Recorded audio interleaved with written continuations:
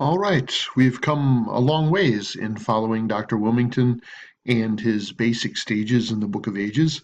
Let's see if you can remember them with me. So there was the creation stage, and then the patriarchs, and then the Exodus stage, and then the conquest stage, the judges stage, the United Kingdom stage. We just finished the divided kingdom stage, or what he calls the chaotic kingdom stage, and now we're moving into a sad part of Jewish history, the captivity stage. So let's talk a little bit about that captivity stage, what it is, how long it is, and in a miraculous way, how will God restore his people to the land? So we've already talked about the divided kingdom, that there was a north and a south. The north never, by and large, had a good king, was destroyed earlier by Assyria and Sennacherib, and so the capital of the northern kingdom, Samaria, fell in 722 or 721 BC. Not that we're not sure, but the dating is different. And so that's the northern kingdom. The southern kingdom lasted a little longer, but it was having trouble earlier than its eventual collapse in 586. In fact, there was a deportation, led people off into captivity to Babylon in 605, and that might actually be the time when Daniel and his friends are carried off into captivity. But the collapse of Jerusalem in 586 brings the period of the divided kingdom to a close. Jeremiah says the reason for the captivity is because, he says in Jeremiah 25, you have neither listened nor inclined your ears to what God has to say.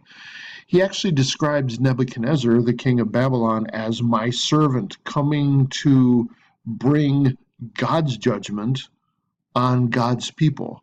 God's people have become devoted to destruction, and Nebuchadnezzar, at God's instigation, will bring God's people's land to a ruin and a waste. He goes on to say, though, that the nations, including God's people Israel, will serve the king of Babylon for 70 years, and then God will punish the king of Babylon. Jeremiah even promises in Jeremiah 29, when 70 years are completed for Babylon, I will visit you. Isn't that incredible? So even in the midst of the destruction of your nation, the captivity, the war, the devastation that happens, God promises that even while it comes at his hand, he will eventually bring them out. God will be present with them again. I will visit you. And man, I got to tell you, when you're going through difficult problems, nothing matters more than the visitation of God. So let's talk about some of the books that would be included in this captivity period in Scripture. One is Ezekiel. Ezekiel describes himself as a watchman for Israel.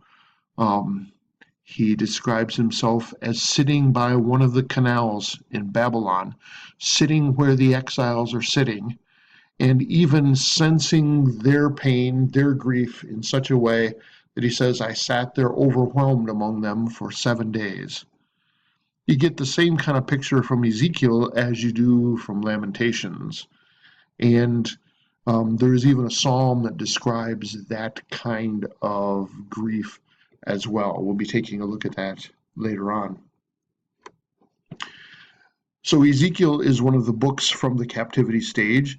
Daniel obviously is. Daniel is one of the exiles taken out of Jerusalem, out of Judah, and taken to Babylon to serve in the presence of the king. So the king has a training program in which he brings young men, able men, quality men from all of the places that he has conquered to come and teach them the ways of Babylon, in the hopes that there would be peace, there would be the multiplication of the culture of Babylon in these other areas, and that they would learn to love the king.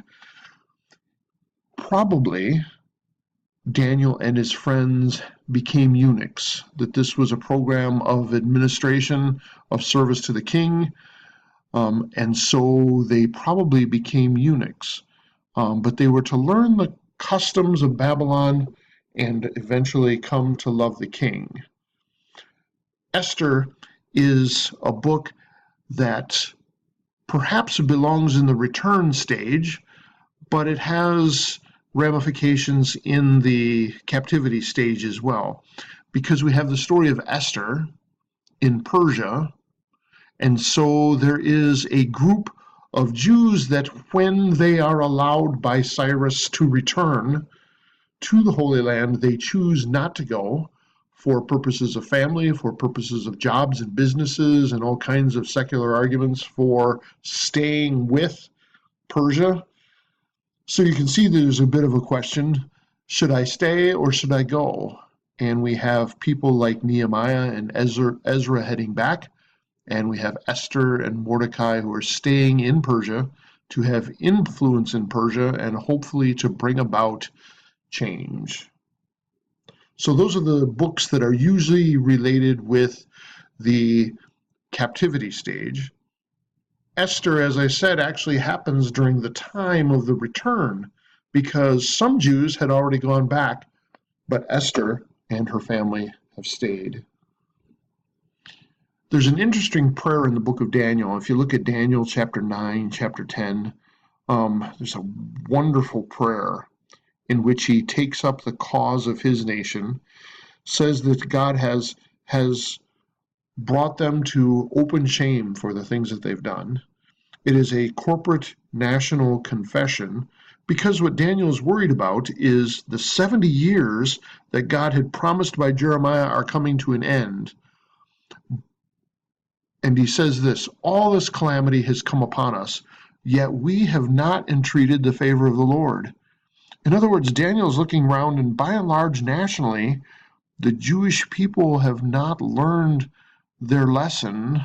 In Daniel's mind, at least, perhaps that would mean that God would just be done with God's people, that the promise would not, as it turns out, come to be because God's people have not returned to God. They have not entreated his favor.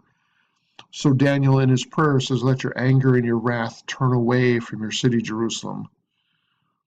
For we do not present ourselves before you because of our righteousness, but because of your great mercy. And so that's the way this 70-year period will end. There's a promise that God would keep his word over the course of 70 years. Daniel is recognizing that God's people have not perhaps returned in the kind of way you would expect them so that they are ready for the return. But he's going to trust God, not because of the righteousness of God's people, but because of his great mercy.